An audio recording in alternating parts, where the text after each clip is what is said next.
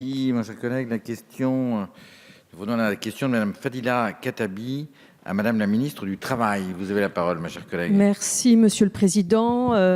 Madame la ministre, Monsieur le ministre, mais Madame la ministre s'en va. Mon intervention porte sur la mise en œuvre de la deuxième phase d'expérimentation concernant le dispositif des emplois francs qui sera généralisé en 2020. Je tiens tout d'abord à rappeler qu'à l'occasion de la première phase expérimentale lancée en avril dernier, 194 quartiers relevant de la politique de la ville situés sur 7 territoires ont pu effectivement bénéficier du dispositif.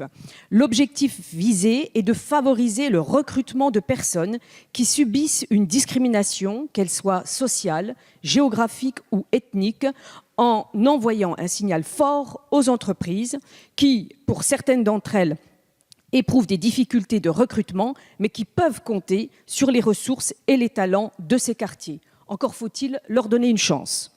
Aussi, on ne peut que se réjouir de la décision du gouvernement, dans le cadre du budget 2019, de poursuivre cet engagement qui prévoit d'accompagner toute entreprise à hauteur de 5 000 € par an et sur 3 ans pour toute embauche. Oui, les besoins sont bien réels.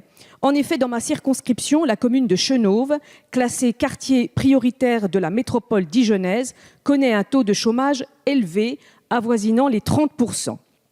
Depuis plusieurs années, les habitants font face à la persistance d'un chômage de longue durée et se sentent marginalisés du monde du travail. C'est la raison pour laquelle j'avais tenu à transmettre à la ministre du Travail la candidature de la commune de Chenôve pour faire partie de l'expérimentation dès 2018. Aussi, compte tenu des moyens financiers engagés dans le cadre du budget emploi 2019 et face à la persistance d'un important taux de chômage dans de nombreux quartiers en politique de la ville, envisagez-vous de sélectionner d'autres territoires pour une deuxième phase expérimentale? Je vous remercie. Merci. La parole est à monsieur le ministre auprès du Premier ministre et chargé des relations avec le Parlement. Vous avez la parole, monsieur le ministre. Merci, Monsieur le Président. Merci, Madame Khattabi, Madame la députée, de votre question. Le dispositif des emplois francs qui figure parmi les engagements de campagne du Président de la République, vous l'avez rappelé, est une réponse innovante aux barrières à l'emploi que rencontrent de nombreux habitants dans les quartiers prioritaires de la politique de la ville.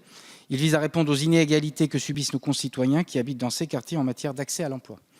La mesure, vous l'avez dit, a été introduite par la loi de finances pour 2018 sous la forme, et c'est bien le cas, d'une expérimentation qui court du 1er avril au 31 décembre 2019. Cette expérimentation concerne 194 quartiers prioritaires et sur 7 territoires, et je les rappelle, la Seine-Saint-Denis dans sa totalité, les agglomérations de Roissy, Pays de France, et de Cergy-Pontoise dans le Val d'Oise, le territoire du Grand Paris Sud, Seine-Sénart, l'agglomération d'Angers, Loire Métropole, la métropole d'Aix-Marseille-Provence et enfin la métropole européenne de Lille. Ces territoires constituent un échantillon représentatif puisqu'ils rassemblent près d'un quart des demandeurs d'emploi des quartiers prioritaires. Ce sont des territoires variables qui s'intègrent dans des tissus économiques divers avec des problématiques propres en matière de mobilité, de renouvellement urbain ou d'accès aux équipements. Le périmètre de l'expérimentation permet donc d'apprécier les effets des emplois francs, quelles que soient les caractéristiques du quartier concerné. C'est là tout l'intérêt du recours à l'expérimentation qui permet de conforter les conditions d'efficacité d'un dispositif et d'en stabiliser les paramètres. Et comme il s'agit d'une expérimentation, à cet effet, il est prévu une évaluation de cette phase. Elle fera l'objet d'un rapport remis au Parlement au plus tard le 15 septembre 2019 avant de décider d'une généralisation et des modalités de généralisation du dispositif à l'échelle nationale.